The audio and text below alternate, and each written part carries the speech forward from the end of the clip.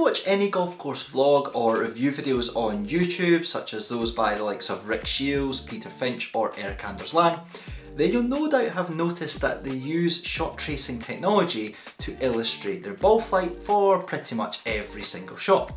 Not only does it make it a little bit easier to see where their shots are going, but it generally makes watching these videos much more interesting. Unlike the shot tracing you're probably used to seeing on the PGA, LPGA, DP World and Live Golf Tour coverage on the TV, which is done automatically using top tracer technology, these YouTube content creators add the shot tracing manually using either the Shot Tracer mobile app or the Shot Tracer Pro desktop app. I'm Andy from Andy's Golf Blog, and in this video tutorial I'm going to show you how you can use the Shot Tracer Pro desktop app to achieve a similar outcome for your golf swing videos. As well as taking you through the process of tracing your ball flight, I'll also demonstrate how you can trace the movement of your club head using the Swing Tracer tool. Not only will I explain how to use the Shot Tracer Pro app correctly, but I'll also share some of my top tips to help you get the most out of it. By the end of this video tutorial, you'll know exactly how to get your golf shot and swing videos YouTube ready with the help of Shot Tracer Pro. Finally, if you do enjoy this video, then be sure to hit that like button, and if you've not already done so, please do consider subscribing to my channel. The Shot Tracer Pro desktop app can be downloaded on both macOS and PC and costs around about $15 per month or $89 per year. Although quite a bit more expensive than the mobile version, which has a one-off cost of around about $6, editing using the desktop app is considerably easier, and unlike the mobile app, it allows you to trace and export 4K video. In this video tutorial, I'll be using the macOS version of Shot Tracer Pro, but if you're a Windows user, you'll still be able to follow along because both versions are exactly the same. Once you've paid for, downloaded and installed the app onto your computer, you're ready to begin. Let's first take a look at how to use the Shot Tracer Pro desktop app to trace your ball flight. Okay, so I have opened up Shot Tracer Pro here on my Mac. As I said just a minute ago, if you're a PC user, the process will be exactly the same. On the right hand side of the interface here, you'll see there are a range of different options. A lot of these are greyed out, and that's because we haven't yet brought in a swing video and analysed the ball flight or the swing movement. So these options are for fine tuning the tracing line or the swing movement line. So we can't use these just now because we haven't actually analysed our swing or ball flight. You'll see there's one for Shot Tracer, there's one group of options for Swing Tracer, and there's also a third set for Putt or Ball Tracer. I'm not going to cover these in this tutorial because, to be honest, I don't tend to use the putt or ball tracer. These allow you to trace the movement of the ball for a putt or for a small chip, but because you can generally see those movements, it's not something that really interests me. So I'm not going to cover those in this video. I am going to focus on using Swing Tracer and using Shot Tracer. Now, what you can do is you can import a collection of videos, or you can import a single video. You can also import a single video which has multiple different swings in it. Okay, so you can break it down into individual videos, or you can have one long video with multiple different swings. What I'm going to do in this video is I'm going to bring in one swing video, but I'm going to use that to trace my ball flight and to trace my swing movement, just to save a little bit of time rather than doing it with multiple different clips. And then what I'll do is I'll show you how you can export those at the end. So to bring in your swing video, what you want to do is you want to click on Import Video down in the bottom left, and then it will ask you to locate your file. So I'm going to use this one here. This is just a standard video taken of me swinging the golf club. You'll see here. So there we go, and the ball basically goes near enough down the middle for once. So we're going to use that swing video as our video. So I'm going to click open, and what it will do is it will now analyse this video clip and try its best to track the ball flight. Okay, so you'll see at the top left it's doing that just now. Now when this little thumbnail is coloured, it means that it has managed to track the ball flight. If it's greyed out, it means that you'll basically need to do it yourself, so for whatever reason the software couldn't analyse the flight. In any case though, even if it does analyse it, it doesn't mean it's necessarily going to be right, and I'm going to show you in this tutorial how to change that. So let's click on the thumbnail and we'll see it has analysed the ball flight here. Now if I click play, so a couple of things we notice. So first of all, the ball is up here but the flight is different. The second thing to notice is it says the flight time is 6 seconds. Now this is just a little 56-degree wedge. That was definitely not 6 seconds. And thirdly, it says that I've hit it 300 yards. Now, as much as I have been working out recently, I cannot hit my 56-degree wedge 300 yards. So we're going to correct all of those things in a little minute. The other thing to note is that it hasn't, if we toggle this one, traced my swing movement. So we're going to leave that for now. We'll come back to that, but you'll see that that one isn't checked, which is fine because we're only focusing on the shot tracer at the moment. What you can do here is if it has actually traced the ball flight, it's just not got the landing point right, you can move this to where the correct landing point should be. So you'll see it's roughly about there. If this little marker point is out with the boundary of the video, then you can't drag it in. So sometimes it will by default maybe analyze it over here and you'll need to just basically edit it manually, but you won't be able to grab this point. So to be honest, unless it has actually traced the ball flight perfectly but it just got the landing point slightly out, I wouldn't say moving this is much value at all. What I prefer to do is I prefer to track it myself so that I can pick the individual points of the ball flight and I know that it's accurate. This takes a little bit more time, but it's definitely my recommended method. So what you need to do is you need to go up to the settings icon up here and you're going to use edit trajectory. So we're not going to use the other ones just now, let's just stick to edit trajectory. You get two options here. You can either do keyframing, which is the most accurate, or you can do line molding. Now keyframing means that what you do is you basically click on each individual frame where the ball is as best as you can, and then you choose the landing point and it fills in the rest, okay? And this is why it's the most accurate, because you are literally tracing the flight of the ball frame by frame. Line molding allows you to basically pick the start point, end point and move a couple of different points on the line around to generally trace the shape of the ball flight. I would say that this one's best used when you can only kind of just see the ball but you know roughly where it's going. Let's start with that one though so I can quickly show you this. So I'm going to click on line molding and then what it's going to ask me to do is it's going to ask me to select the impact frame. So I'm going to use next frame just to go forward or previous frame to go back. And this is actually the impact frame, so it's already worked this out for us. I'm going to click set impact frame, and then you'll see here what you do is you essentially move this point here, which is closest to my knee. That's the starting point. And then what you want to do is you want to move this one to where the end point is, so where the ball lands. So what I want to do is I want to just move this forward a little bit. You'll see the ball's up here in the sky. It comes down and it's roughly, and I'm going to use my finger on screen to work out where it is around about there. Okay, so I'm going to take that end point and put it there. Now if we drag this back, so we're just moving back a few frames, I'm going to find out where the ball is in the sky, which is around about there. And then I'm going to move this line and this line up to get to that point. Now at this point you may actually have to move out. So what I tend to do here is I use the roller button on the mouse and I move out. But you can see why this is a less favourable option, because actually it's quite hard to be able to see where the ball is. So I've probably maybe got this quite close. It's a little bit too high there. So what I'm going to do is I'm going to zoom out and just bring it down. And as you can see, it's just that little bit fiddly. You can move these bars horizontally or vertically to make this a little bit easier. But even then, it's not the most straightforward, but I'll do it roughly where it is, okay? Then I'll go to next frame. You'll see it's tracing it there. We're a little bit out, so I maybe just need to zoom out just a tiny wee bit and edit this. But as you can see, it's just a little bit too fiddly, okay? So I'm going to just drop that in and say that I'm happy with that, okay? And then I'm going to go to create line, and you'll see it has now updated the flight. And if we click play, we'll see if that's any better. So we've got the flight. It's not far off. The timing still isn't correct, but we could adjust that. But as I said, that's the kind of the molding effort, and personally I don't like that one. What I prefer to do is to go into settings, edit trajectory, and instead of using line molding, I'm going to show you keyframing, which is by far and away much more accurate. So click on keyframing, and now you'll see it's got this trajectory which is taken from the molding we did a second ago.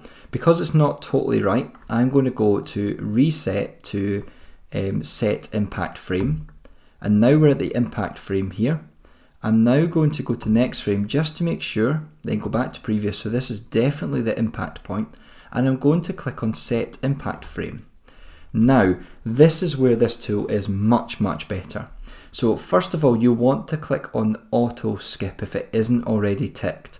The reason you want this one to be checked is because every time you click on the ball, it will move to the next frame. If you don't have this checked, you'll have to manually come down and click on next frame, then click on the ball, then go back. So for now, make sure that this one is checked. The next thing I want to do is I'm going to use zoom in, which we didn't have when we were doing the line molding. Click on zoom in, and now you can move the bar on the right hand side, the vertical, and the horizontal bar down, and you can keep moving these down until you can see the ball. So it's much easier to see the ball now. Now what I'm going to do is I'm going to click on the ball, and you'll see a pink or purple crosshair will appear. I'm going to scroll up and find the ball again, and because we have clicked auto skip, it automatically moves to the next frame. I'm going to click on the ball, and I'm just going to repeat this process at every point where I can see the ball.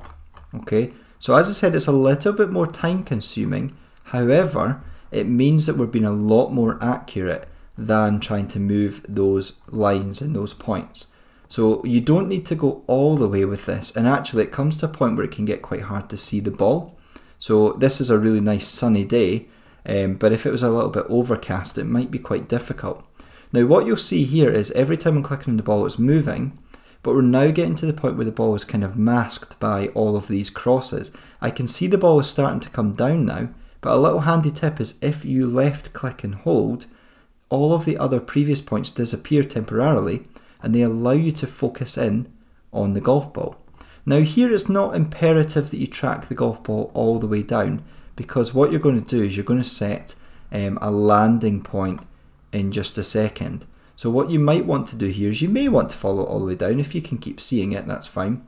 Sometimes though with Shot Tracer, you lose the ball and you don't know where it is after a certain point. So it's always handy to know roughly where it landed, but you can see in this instance I can actually still see it coming down. So I'm just going to continue clicking all the way, and when I get nearer the ground, what I'm going to do is I'm going to just choose the landing point. So this is actually really helpful because I can see all the way down here. So you can see how time consuming this is, but if you're wanting to get a really accurate flight for your viewers, then this is by far and away the best way to do it. But just be mindful if you're playing, I don't know, doing an 18-hole vlog where you're hitting probably about maybe 2 or 3 shots per hole where you're tracing the ball flight, it could be quite a time-consuming process. Now I've reached this point where I can't see the ball anymore. So what I'm going to do is I'm going to follow this trajectory down, and I'm going to assume that it's probably landed around about here. So what I'm going to do is I'm going to go down to the bottom corner where it says continue to set landing point. And now what I'm going to do is I'm going to click where the landing point is. So again, I'm going to zoom in, and I think it was around about here. Okay, so I'm going to put that as the landing point, and I'll just check it against the rest of the trajectory. So it's going down around about there. It's maybe just a little bit over here. We'll go for that. Now what I'm going to do is I'm going to click on create line, and you'll see it creates the ball flight. Now when I click play, you'll see that the ball is traced much better. And actually, because we were clicking along with the down flight of the ball, or the descent, you'll see it has adjusted the flight time to 3.7 seconds and instead of 6 seconds like it was previously. Anyway, now that we've done all of this, let's start looking at how we can customize the tracer line. So the first one is, if you did want to just turn it off, you can uncheck it and it will disappear, but we'll put that back on. Now what I want to do is I want to have a look at the tracer type. So you get 3D, you get pointy 3D, which just puts points at the front or the bottom and the end. You get 2D. Now there's very little difference between 3D and 2D, but you can also do things like dots, or circle. So if I do circle, for example, and click play, a circle will appear for every frame. You'll see it tracks it down. And then you can also go for dots. And you get a dot, although that's really quite hard to see. Personally, I always just use 3D, to be honest. Now, where it says tracer effect, you can set it to fade it out. So this one will fade out based on the amount of time or the duration in the hide tracer after area. If you go for fly out during flight, then what happens is when you press play, you'll see that the line will fade out or fly out from the ball position like that. Or you can do fly out after landing, so once the ball has landed, then the tracer line will fly out. And that's quite a popular one. There's a lot of people use this effect on Instagram or on YouTube. You'll see it now flies out. So it's up to you. I'll just leave that one though as fade out tracer, and I'm going to increase it just to 2 seconds to give it a little bit longer. Now, tracer start size is basically the size of this point here, and the end size is the size that you see here. So this can go up to 100. If I just reset them, these are 100, but you can set it back if you like to anything you want. So I can just put these at 40, which is what they were a second ago. Your tracer color doesn't need to be red. If you want it to be a different color, you can move around here. You can change it to green, and you could have a sort of green or a blue. So if I choose this blue and then click OK, we now have a blue line.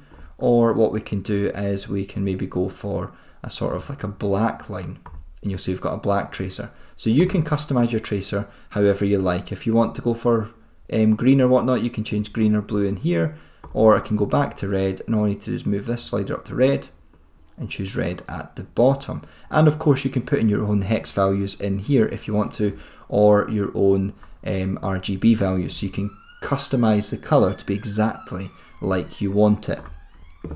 Next thing here, casted shadow. This is a little shadow of your shot shape, so you can turn that off if you want, and you don't have to have it. Or of course that can be coloured in any way that you want, so you could have that as blue if you like instead of black. If you want to reset to the default, you can just reset in there. But let's just move it. We'll move it to black ourselves. So sometimes this reset doesn't actually work. You'll see that it's reset to blue now, but I can go back to black.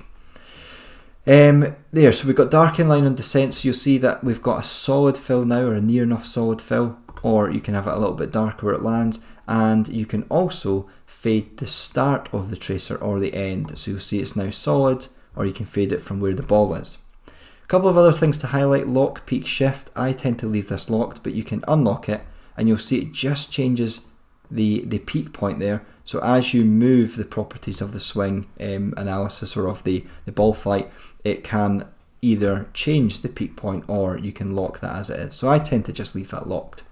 Now, hide tracer we looked at just a second ago. Flight time, if it's not quite right, if it's close but not quite there, you can increase this or you can decrease, but you will notice it is changing the end point there to take that into account. So just something to be mindful of.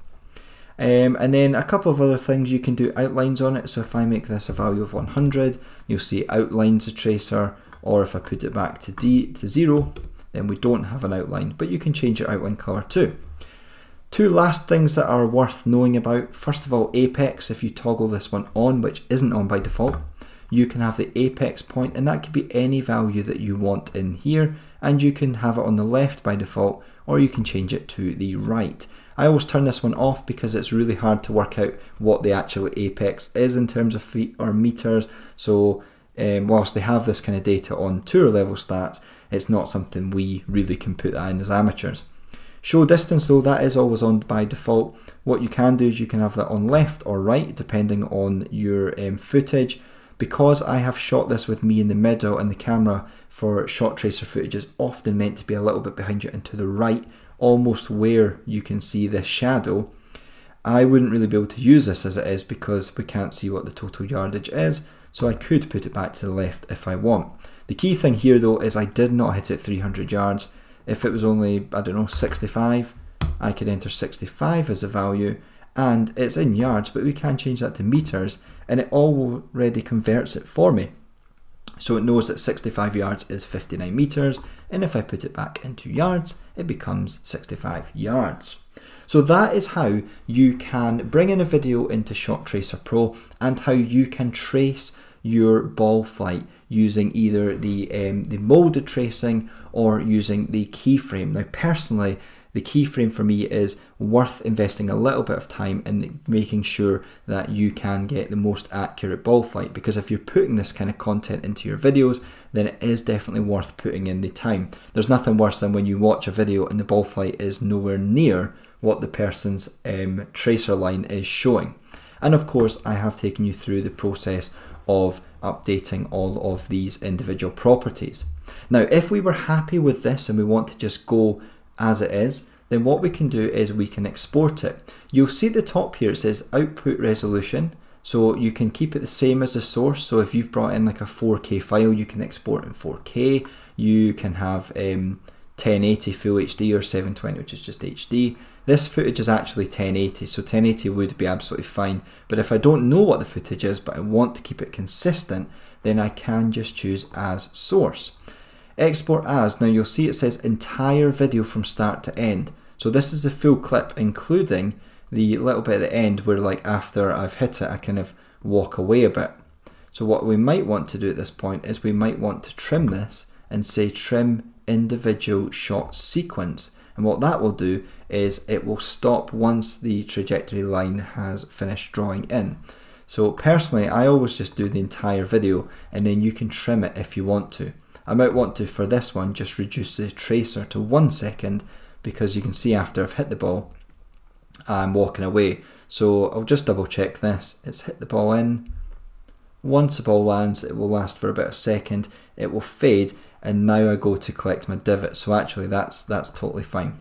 Okay, now what you'll want to do at this point is you want to export your finished video. So we've got the swing here with the ball flight being traced. You'll see at the bottom corner you've got export all shots. If you've got multiple different shots in here, you can export them all at once. Or what you can do is you can go to the drop down and you can choose to do either selected shots or current shot. So in this instance I could use current or I could use all, it doesn't really matter because I've only got one. I'm going to use export all shots, and it asks me where do I want to save it to. I'll just choose this location as the one, click open, and it will now begin to export this video. And then what you'll see in a second is the video will load. It's this top one here. If I double click on it and then play it, we have the shot and we've got the flight. So that's pretty good. You'll see it's maybe just a little bit high at the bottom there, so I could edit that if I was being pedantic, but that will certainly do for now. Now I really hope you are enjoying this tutorial so far. If you are, be sure to hit that like button and let me know in the comments what your thoughts are about the Shot Tracer Pro desktop app. Now let's get back to the tutorial where I'm going to show you how to trace your golf swing. Okay, so now that we have had a look at how to trace the ball flight, let's take a look at how you can trace the golf swing. So this is going to be the movement of the club head around my body. What we want to do is, I'm not going to use this example here because we've already used that for flight. I want to bring in another video file to work on the swing. So for that I'm going to go to import video and I'm going to locate a copy of this clip but just under a different name. So this is a secondary file, but it is actually the same piece of footage. So you'll see it has now brought it in at the top and it is currently analysing it. What it's going to do just now is it's going to analyse it for ball flight, which I'm not interested in, but you'll see it has automatically done that. First thing I'm going to do is I'm going to just turn Shot Tracer off with this one. Let's take a look at how we can trace our swing trace. So you'll see Swing Tracer is an option on the right hand side. I have the object selected and I'm going to click on Swing Tracer. Now what it does is it takes me in to the Swing Tracer editor and it's going to ask me to choose my first frame. Now the great thing is it's already picked up on where my first frame is, which is this one. So I'm going to click on Set First Frame. And now what I want to do is, just like before, I'm going to make sure that auto skip is on, so it automatically moves through the frames as I click on the head of the golf club. And I'm going to click on Zoom In. I'm going to scroll down and I'm going to move the bar across so I can see the club head, and then just like before I'm going to click and keep clicking on the head of the golf club because that's what we're wanting to trace. So we're tracing the movement of the golf club around my body as it swings backwards. And what I'm also going to do is I'm going to do the downswing, but I'm going to basically stop at impact. So here where the ball, the club head goes just behind my hands, I'll need to click a few times till it reappears. And then I go to next so we can see it's there. And this one's a lot quicker than doing the ball flight because there aren't as many frames to have to worry about. So we're already now back at impact. Now what I want to do is I'm just going to go to zoom out, and you can see that it has traced where my club head has been, and then I click on create swing. Now what you'll see is it has created a tracer for my swing. So yellow is the downswing and red is the backswing. So you can see, looking at this, I do have a slightly over the top swing. So ideally you would want to get that downswing underneath the red. But anyway, let's have a look at how we can edit this. So first of all, animation, it says normal line. You can hide it during your swing, or you can hide it after your swing. So you'll see, for example, if I do hide during swing and then click play, it hides it basically, and then it just disappears. Or you can do hide after swing, which will leave it drawn in, and then it's going to make it disappear. Or if you want to, you can just do normal line, which when we click play, you'll see it brings it in there. So I think personally, the swing tracer actually works better on a slow motion swing rather than a fast one like this. But anyway, that's how we can draw it in. Then you can do things like you can change the thickness. So if you want these to be maybe 100, you can make them slightly thicker, or I think they look quite good when they're around about sort of 25 or so, just nice and thin. Your backswing colour, you can have whichever colour you want. So if we wanted more of a blue, then I could choose a nice blue. And then you'll see for the downswing, maybe I want to code this with a slightly different colour. Let's do like a pink, and we've got a different colour there. A couple of things to highlight. So fade in and fade out, you can turn them off and you'll see it just fades at these points down the bottom, so it makes them solid. But I think they look quite nice when they're faded in. And then disappears after. You might want to increase that so that after you finish your swing, those lines stay there for just a little minute. Now when it comes to exporting, because I've now got two clips, if I use export all, it's going to export everything. We just want the selected one, so I'm just going to go where it says export selected shots, and then you'll see you can choose how many you want to do, or you can just leave it as current, and you'll see current is the one that we're on just now. And then what you do is you just click open. Now you'll notice at this point, and with the save before, it doesn't ask you what you want to call it, it just takes the name of it and then turns it into an MP4. So once I click open, it will save this, and then we could rename it after that if we want to. So there is the swing, it's added it there. You'll see Andy's golf swing tracker MP4, whereas the other one were MOV files. And then all I'll do is I can just make this full screen, I'll play it. And you'll see we have the swing traced. So there you have it. A detailed but hopefully useful deep dive into how to trace your ball flight and your swing properly using the Shot Tracer Pro desktop app. If you've enjoyed this video, then remember to hit that like button, feel free to leave a comment or a question below, and if you've not already done so, I would love it if you consider subscribing to the channel. Next up, here are a couple of other golf related videos that I have a feeling you might just be interested in.